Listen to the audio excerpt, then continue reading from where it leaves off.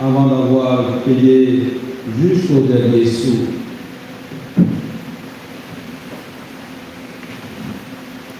Acclamons la parole de Dieu.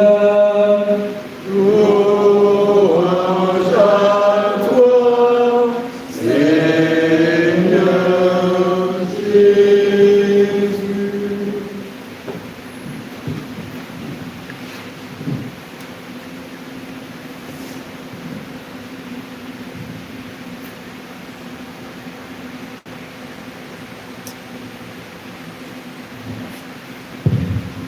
Frères et sœurs en Christ, la parole de Dieu en ce jour nous parle de conversion et de réconciliation, deux réalités essentielles pour bien vivre le carême dans la vérité et dans la paix.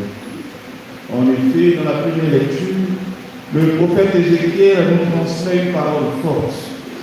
Dieu ne prend pas plaisir à la pécheur, mais à ce qu'il se détourne de sa conduite et qu'il vive.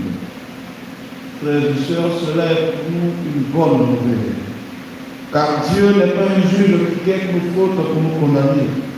Il est plutôt ce Père qui espère notre retour, qui se réjouit de chaque pas vers la vie. Le carême est donc ce temps favorable pour ouvrir les yeux, reconnaître nos manquements et choisir de revenir à lui. Rien n'est jamais perdu. Même le plus grand pécheur peut se relever et même le juste doit rester vigilant pour ne pas s'égarer. Cette miséricorde de Dieu n'est pas le consolement pour que nous puissions faire tout ce que nous voulons. Non, mais c'est son amour qui nous pousse à toujours nous faire cette miséricorde et à nous pardonner. Le psaume 129 que nous avons entendu nous fait prier avec humilité. Si tu retiens les fautes, Seigneur, qui subsistera? Mais près de toi se trouve le pardon. Oui, frères et sœurs, nous savons que nous sommes souvent fragiles, trop fragiles, et que nous tombons trop souvent. Mais nous savons aussi que Dieu est riche en miséricorde. Et le carême est un temps pour crier vers lui. Pour crier vers lui notre misère, notre faiblesse, nos limites. Pour demander surtout pardon, pour accueillir son amour qui nous relève. C'est un temps pour espérer comme le meilleur attend le mort. Dans l'évangile de ce jour, Jésus nous appelle à une justice plus grande que celle des pharisiens et des scribes. Non pas une justice extérieure, mais une justice du cœur. Il nous dit que la colère, l'insulte, le mépris sont déjà des violences qui détruisent nos relations et nous invitent à la réconciliation. Va d'abord te réconcilier avec ton frère. Voilà, frères et sœurs, le vrai jeûne que Dieu attend.